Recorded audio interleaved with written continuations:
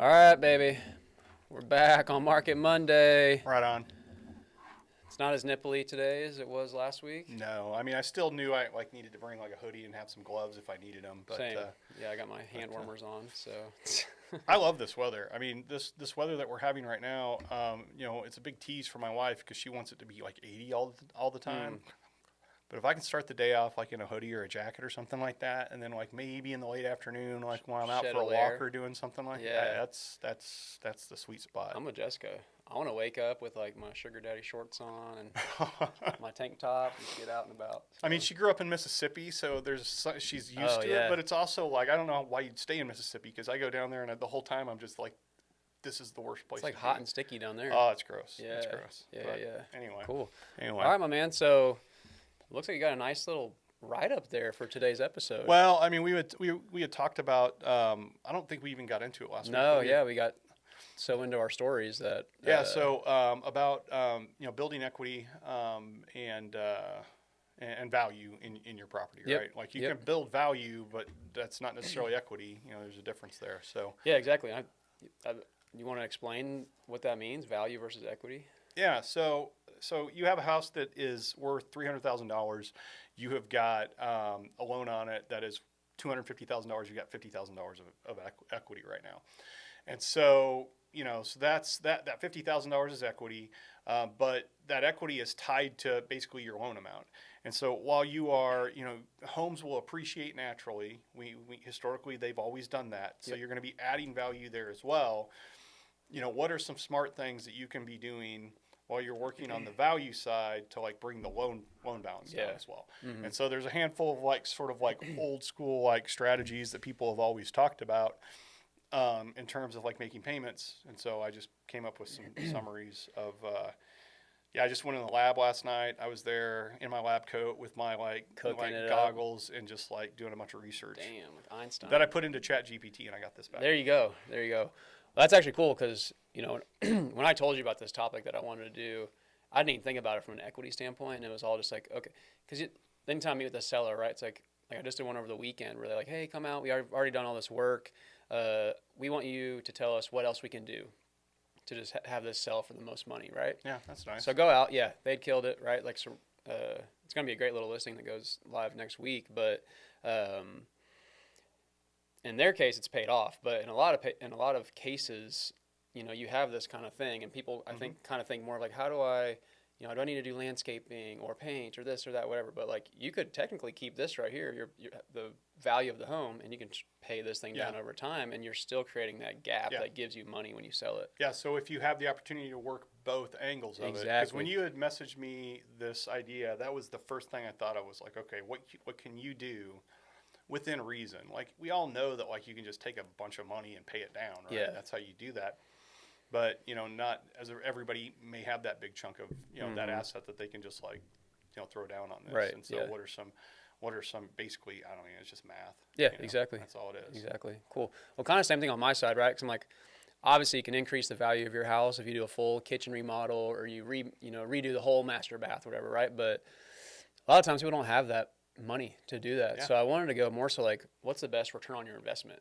Right. Yeah. Versus like, okay, if I spend $100, will I get 150 back type of deal versus like, hey, let's go spend 20 grand on a new kitchen. Yeah. That's nice too, but a lot of people can't actually do that. Right. So cool. Right. Let's dive into it, my man. What are our options here for building equity? Okay. So if we want to approach it from, what you can be doing as a homeowner who currently has a mortgage, there are a couple different strategies that you'll sometimes hear to help pay the principal balance, because that's the whole thing. It's paying the principal balance down, right? Mm-hmm. Which shortens the term and the loan faster and just get ahead of the amortization.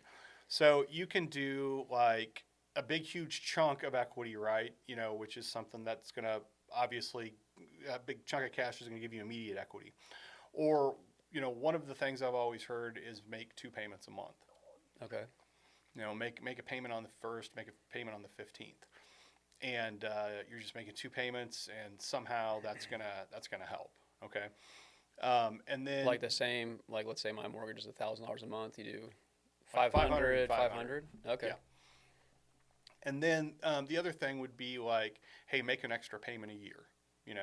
So if your payment is $1,200 a month, just, you know, you could do it as like a 13th payment, or you can do $1,300 a month, allocating that extra $100 to principal. Yeah.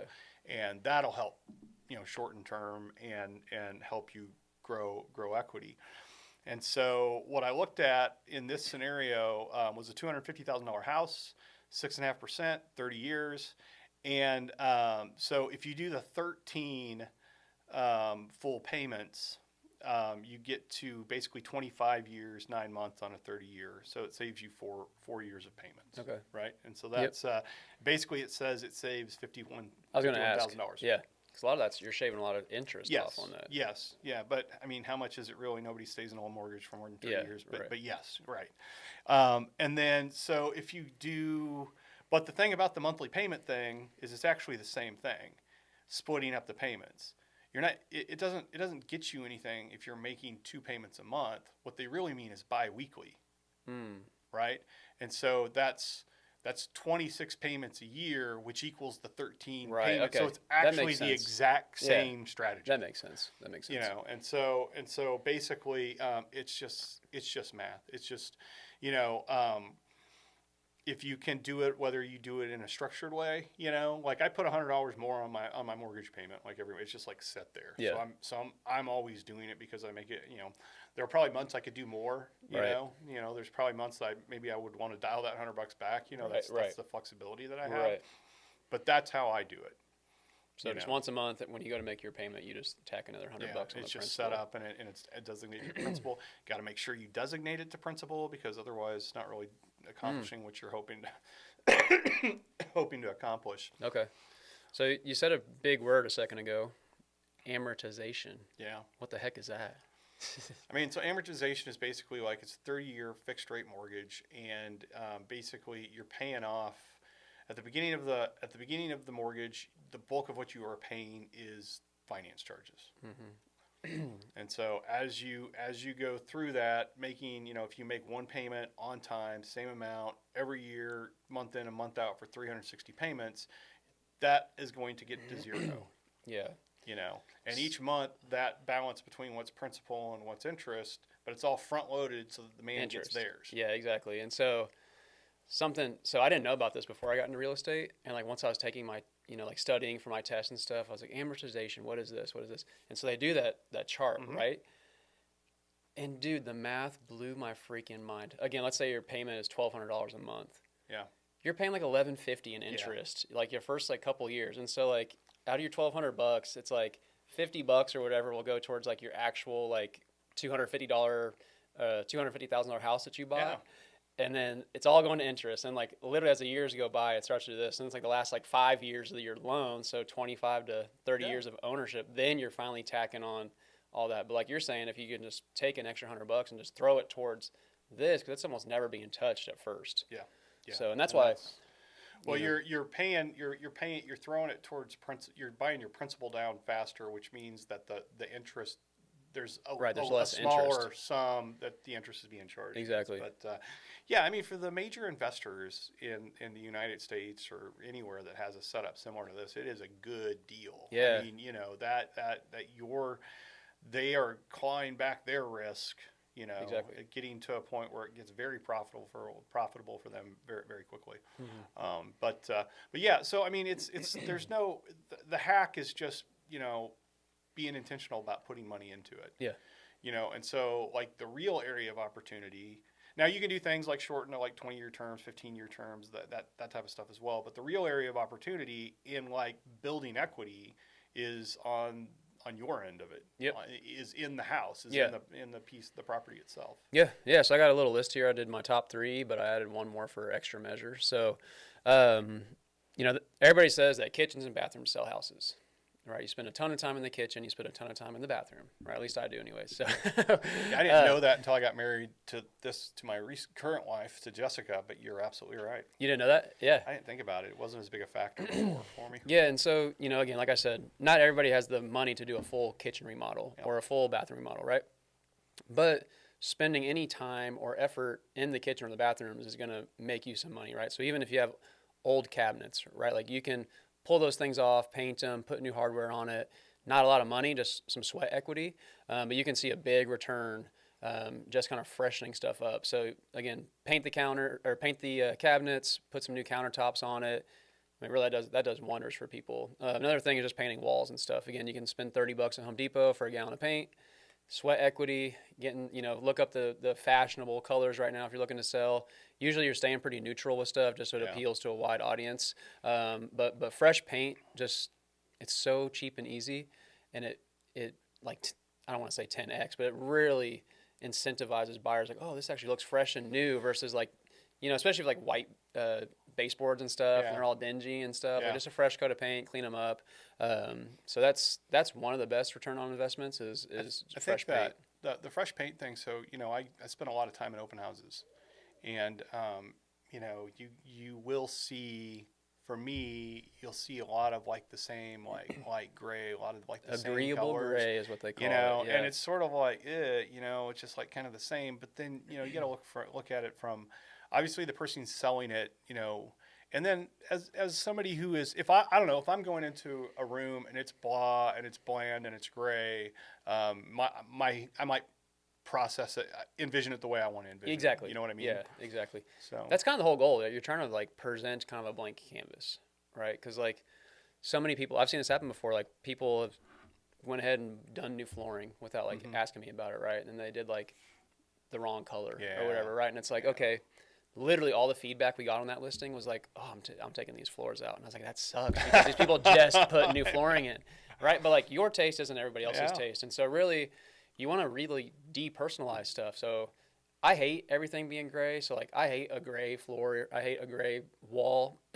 But there is something to like a neutral wall. So I don't really like gray, but maybe like some type of tan or a nude or, like a beige or something. But you wouldn't see it all over the place if it didn't work.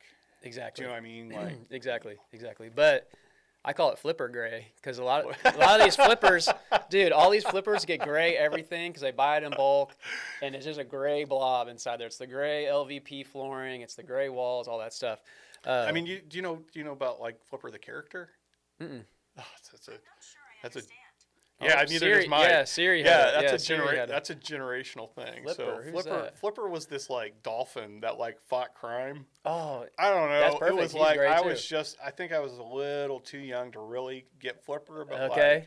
But Flipper was like gray, Yeah. And so when you Flipper started gray. saying Flipper gray, I'm like, Flipper what's the gray. analogy? It still here? works So though. It absolutely does, whether you're a dolphin or you're a real estate investor. Exactly. So yeah, I mean, there's some trends. If like flooring is actually another great investment, especially if you can kind of save some money like labor costs. If like usually I've seen like you can save some money if you go buy the materials from like Menards or something yourself and then have the installer do it, because then you don't get the upcharge on the materials and stuff.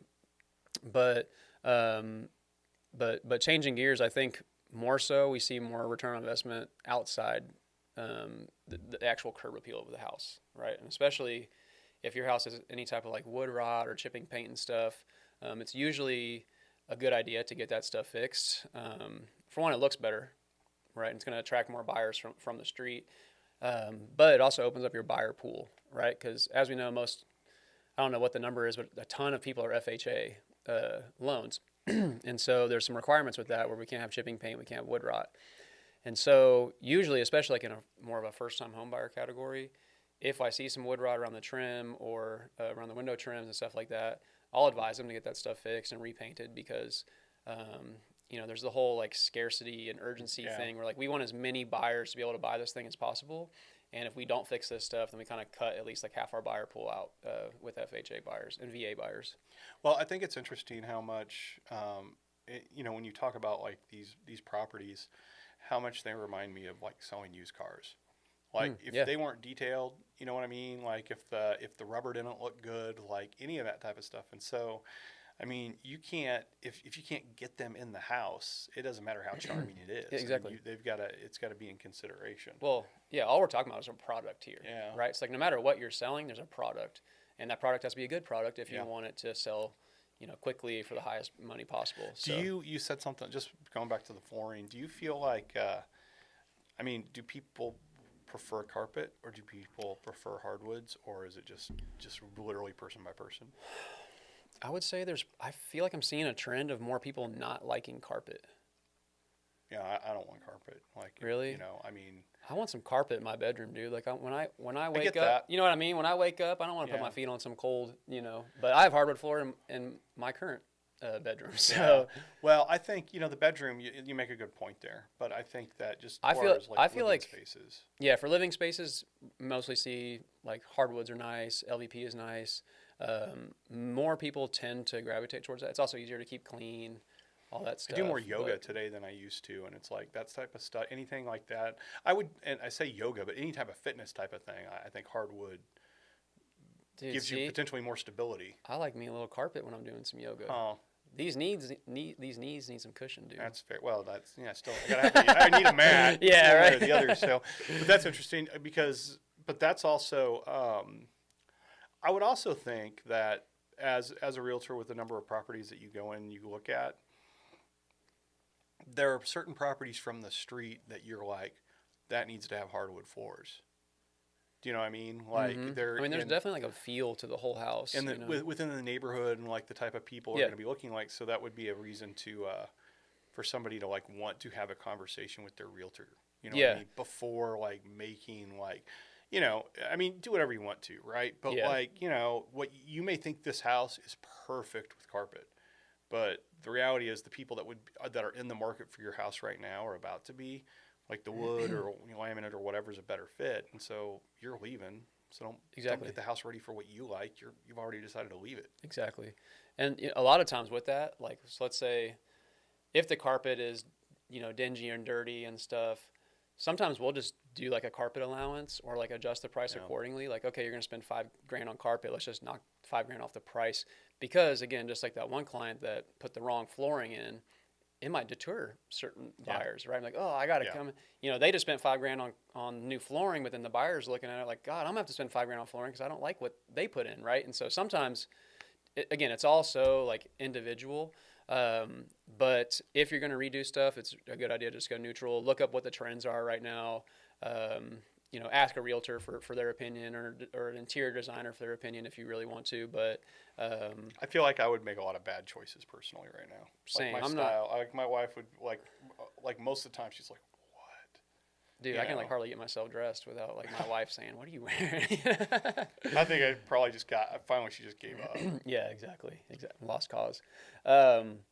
But, you know, again, when we come back to flooring and all that stuff, I just went through a house last week where, again, the seller had spent all this money on new flooring or new carpet, and it was carpet throughout the whole house.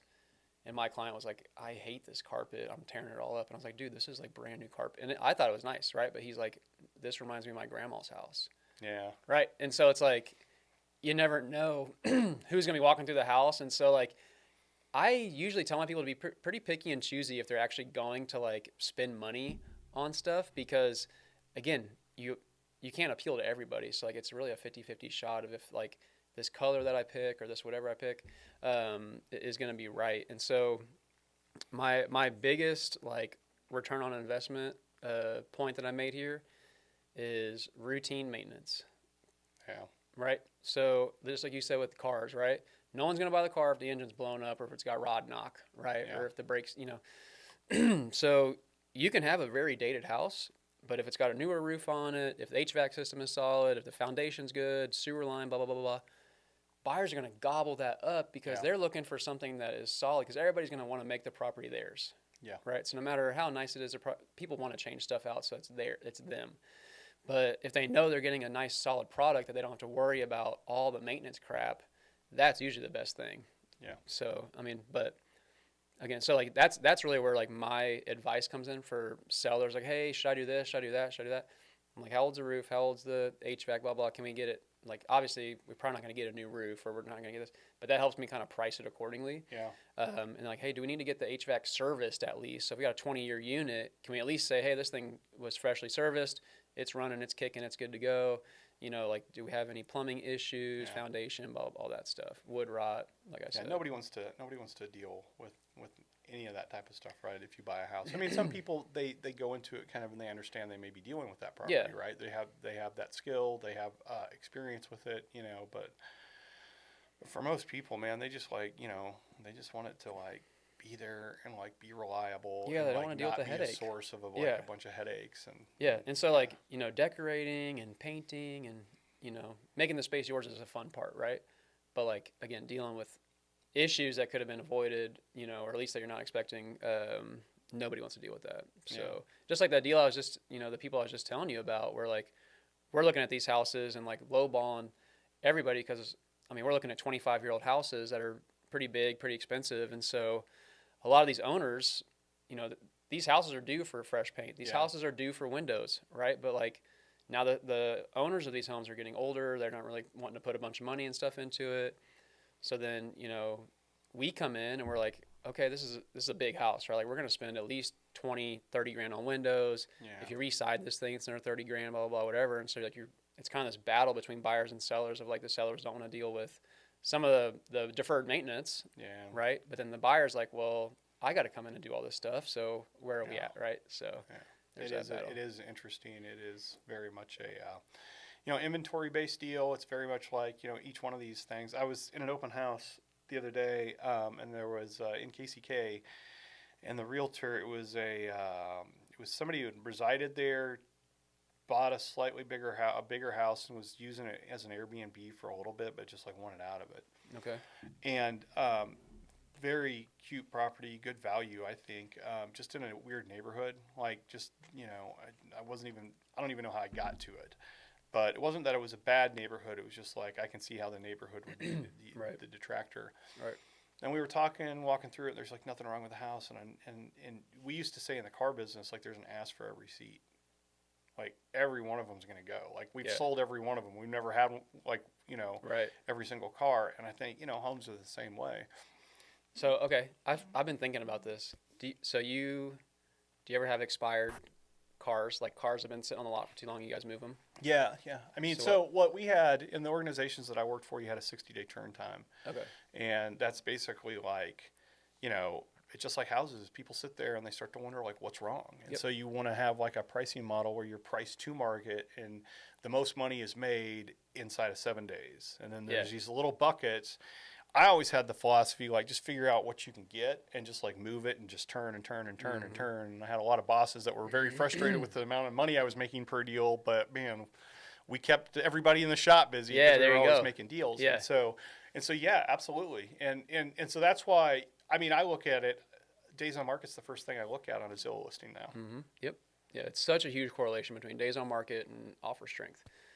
And so I was thinking about this, right? Because you just said inventory, right? So we still have an inventory issue. There's not enough houses for sale. But if you go on MLS, look at all these houses that expire. Yeah. These houses that the seller says, hey, I want to sell this house. Let's list it here. And then it doesn't sell. You know, and contract lengths can be different. Like you can have if I'm selling your house, you can say, Mike, you got 3 months to sell this thing or whatever, right? Usually they go to like the end of the year is like kind of like the standard. So January 1st is like expired Super Bowl day. Like there's so Yeah. many expired Yeah. listings that hit the market Yeah. the first of the year, right? But I started thinking about this. I'm like, dude, if we so the reason a property expires is because the seller it's priced incorrectly. Anything's going to move if it's priced Yeah.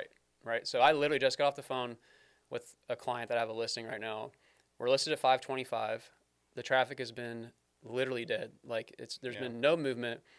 I'm like, hey, we need to move to 499. Like, let's put this thing on sale. And she's like, you know, it actually took like a week for her to like get back with me, like to agree to that. But she's like, yeah, I think that's what we need to do. And she's like, if it doesn't sell at this price, I'm taking it off the market. Okay, fair enough. To do what?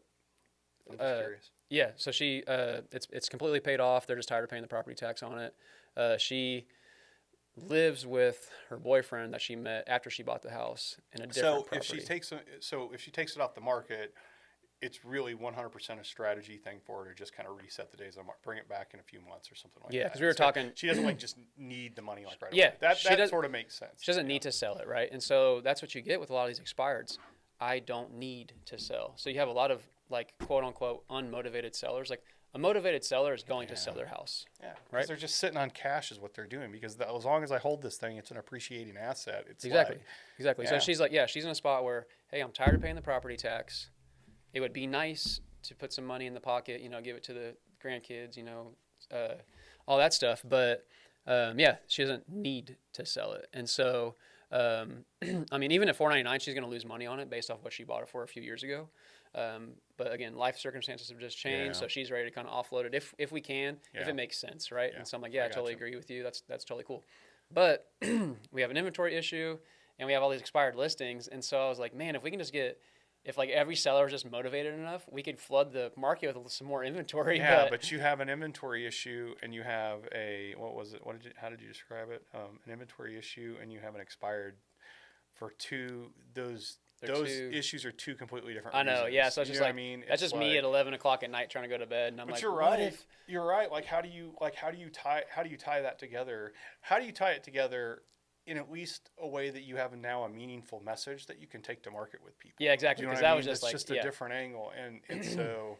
Yeah, I mean, the thing You is, know, I mean, I guess all these people, like, you know, like maybe it's these people and these expireds turn to kind of like contribute back to like the community a little bit in society, right? There you go. I mean, they bought those houses, you know, for $150,000 or for Right. $75,000. They've benefited from like the world being built around them. Yeah. You know, and so let's instead of telling people to like don't drink as much Starbucks, you know, just like let's just release. Let's offload this. these things. Yes, Yeah, exactly. yes. Yeah. You take your equity, put it into something, and now there's a house available for a family that's just trying to Exactly. get, you know, Yeah. basically get Yeah. to that end. Yeah, I thought about. So- Yeah, I was just me being stupid, just thinking about that. I was like, man, if we could just get these expired listings, like if we get these sellers motivated enough, like we could get more people into houses because you have these houses that they want to sell, but they want too much money or they're just unreasonable or blah blah blah whatever, and so it just doesn't work out. But Yeah. I mean, we can really go into a whole inventory thing here. Have you seen all this home builder stuff about like them not building enough houses, and so like that's kind of why our inventory is where it is because No, I mean, like I can, as much as you might think that all I do is like real estate, like there's a limitation you have a to what I life. have an interest. Yeah. Yeah, yeah. And Formula One's back, so I'm watching racing. There you so- go. I'm kind of a nerd about it, but I saw this like chart about like home builders haven't reached like the normal level of home building ever since like 2011.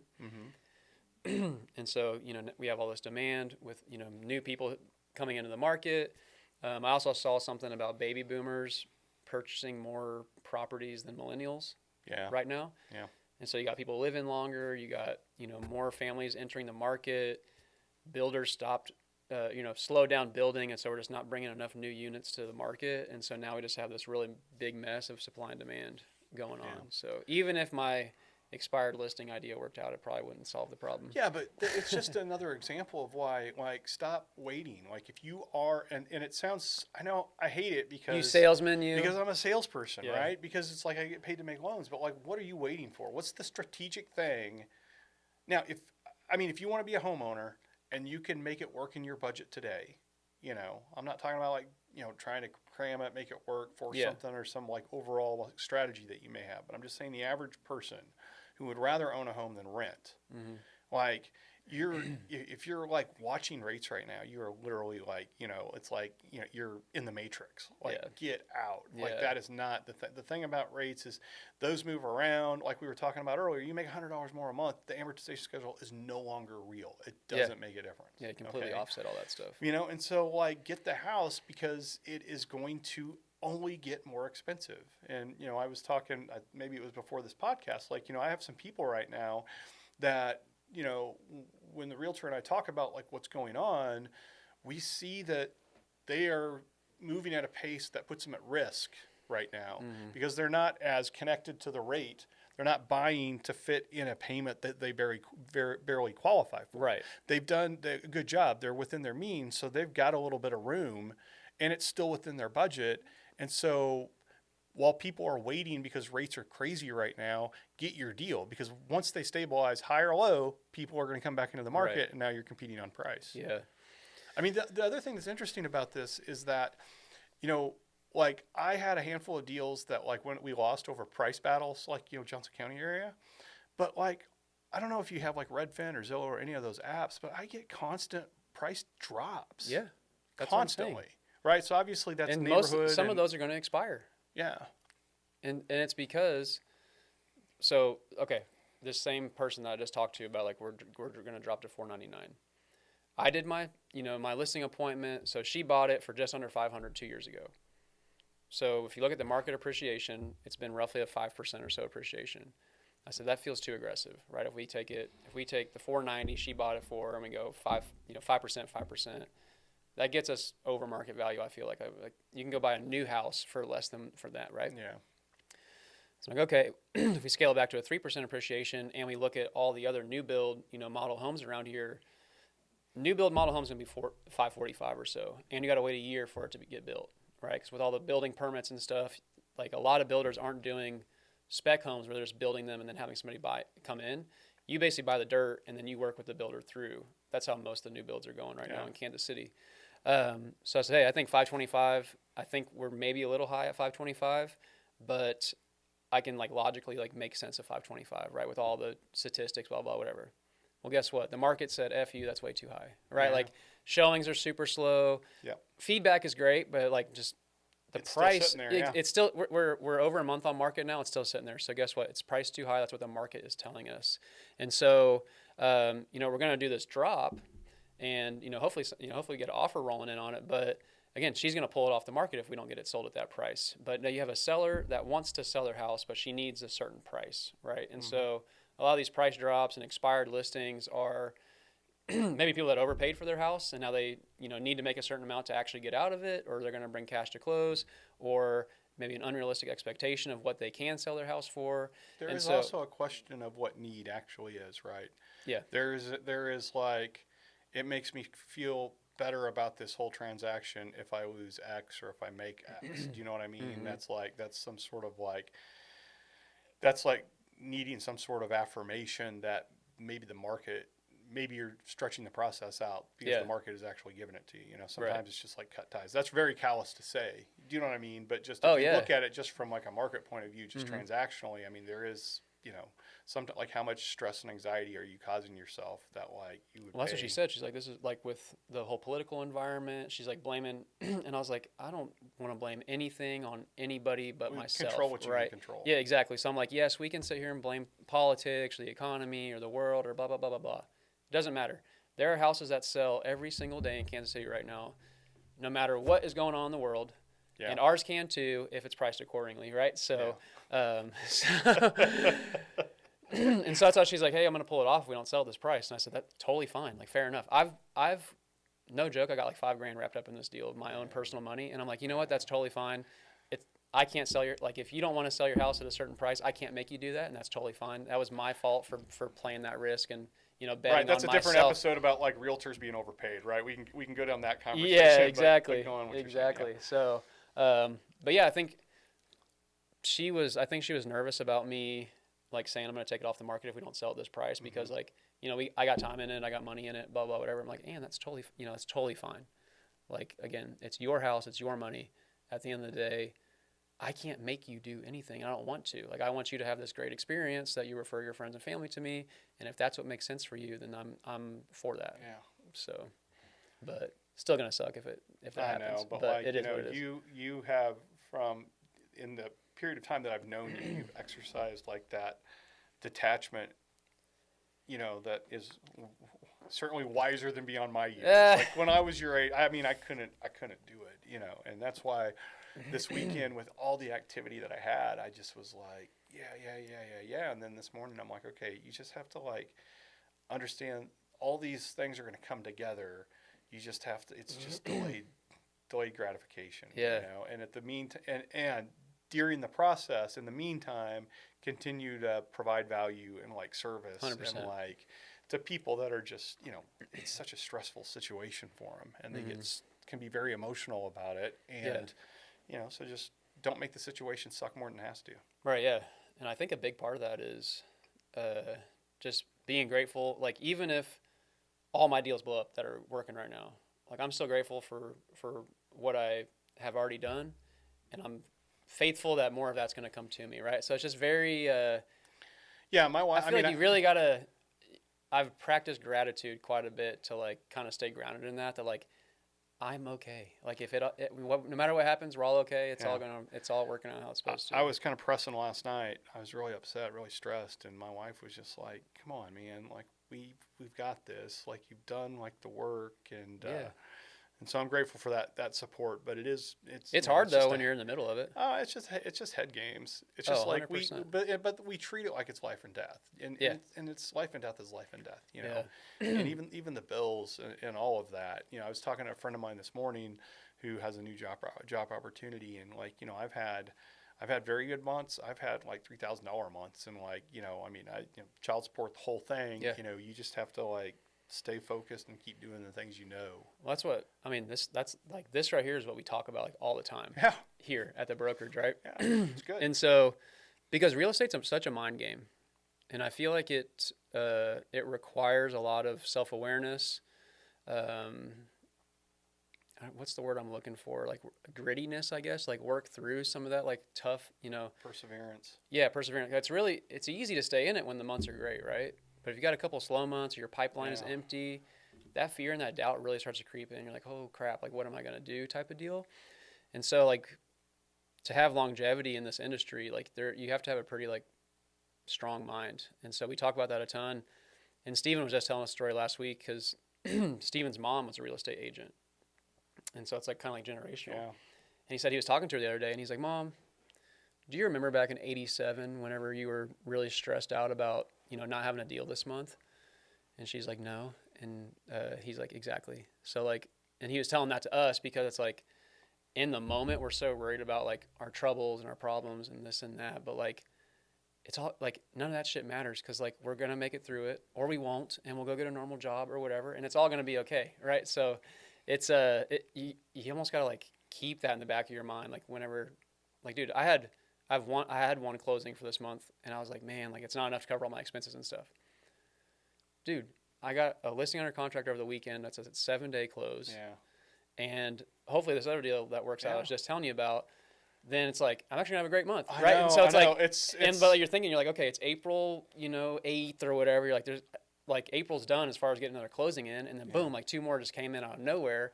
And you're like, oh shit, like this is actually gonna be a pretty good month, so. I think it's interesting how, I first off, you made a comment about getting a normal job. Neither of us are ever going to have normal jobs. I can't have a normal job. Like, it's not going to happen. Like once you do this and you start to kind of master I told Kelsey it. that. I was like, I can't remember what we were talking about or whatever, but I was like, honestly, I could never go back to a normal job. Oh yeah. You start chipping away at the flexibility and freedom that much. I have Yeah. right now. And like, that's like when the revolution starts. But, what I was going to say is, what were you saying? Before I just like, it's nice to know this gets edited out. This like old man moment. Please. How the month came together really quickly. You can work, you got 30 days in a month. All your wins can come in a 72-hour period. You just don't know when that 72-hour period is going to be. Dude. Yeah. And so, you got to figure out a way to be pretty zen about it and just kind of like, stay focused on the process. But because, and that's one of the things I picked up very early on in sales training. I don't know if this was like a Rick Ulan thing or a Peter Pellegrino thing, but like you will like, the whole control, like what you can control. You cannot control a result, but you can control the process. Yep. And you can have a process that's solid enough that statistically it'll yield the result that you need. Yeah, You know what I mean? exactly. And so just stay like focused like on the process. It's like a guy that I'm not a big baseball fan, but like a major league golf swing, whatever, just being able to like that batting average. And you can make adjustments and stuff to whatever you need situationally, but overall it's all about maintaining mechanics. Mm-hmm. Yep. I feel like I got really grounded in that through the whole fitness stuff. Yeah. Not even as I guess as a trainer, like helping people also through the process, but also for myself, right? And so it's like, it's such an easy example too, because everybody can like it is relate to it, right? Yeah. And so it's like, okay, you're trying to lose weight, right? And it's like, okay, what can you control? You can control how many steps you get a day, how much sleep you get, how much protein you eat, how many calories you eat, blah, blah, blah. You cannot control what that number says on the scale when you step on it. Right. Right? Right. That's out of your control. Yeah. All you can do is control your actions that lead to that. And then control your actions on tracking it and trending it out and say, oh crap, I'm not trending the right way. What actions do I have control over that I can mess with to then get me the result I want? And so I feel like people have this attachment to, oh, the scale didn't go down this week or this day or whatever. And it's like, okay, let's reverse back at this. And sometimes you did everything right and it still didn't happen, but maybe you just didn't give enough time, right? Or maybe there's an underlying thing that we're not aware of yet, right? So well, success is like the lagginest of lagging indicators is success in like real in this business, you know. Yeah. Because you have a weird product in the fact that it's like not something people can just buy. Like there's a whole process involved for it, you know. And it's like I sell the financing. It's not like I'm giving you something you can like touch and feel. Yeah. But we are still dealing with people. It is still something that there's a need for it, and so you can develop a process, you know. Yeah. And I've said it before. I feel like it's really tough in real estate because to get the amount of at bats to really know what you're dealing with, you know, versus, you know, in the car business, you know, I do work with 20 customers a week. I could figure that out very quickly. On the lending side, when I got into it, like online, same thing. I could get 15, 20 apps over the course of a weekend. Yeah. You know, now that I do it the way that I do it, there's less to it. But it's just, there are a handful of buyer types. Just is what it is, right? You know, and once you figure out where you're kind of in that, and then there are a handful of property problems that come up, right? And so you're just managing through experience with that stuff. And if you don't do a decent amount of transactions, you have to rely on like the support that you have with your team. Yeah, I was gonna say is, you know, not to go off on a real estate or agent tangent, but like if you need those reps, joining a team versus going solo is probably a good idea, even if they take more of your money. Sometimes, I mean, experience is invaluable.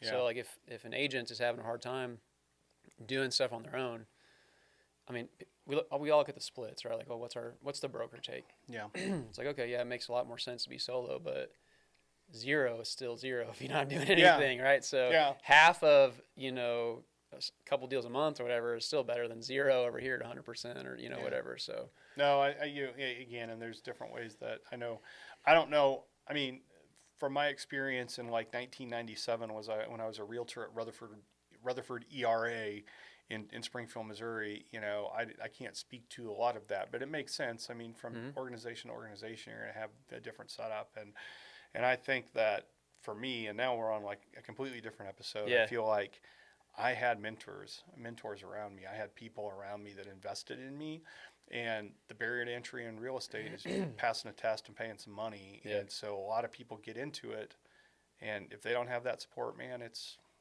going to be difficult to succeed. Well, we can tie mentors back into our episode of you really do need a mentor or somebody to give you guidance on like how to pay off your loan faster or how to increase the value of your home and have that like smooth experience.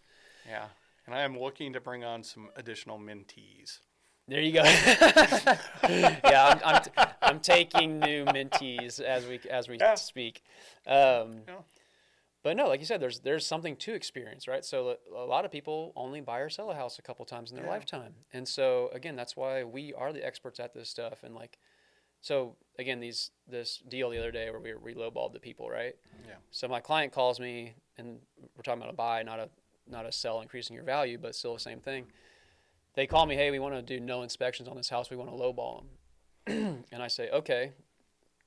Like, I gave them a couple options. I said, hey, we can go this route or we can go this route. And they're like, okay. Did they say lowball?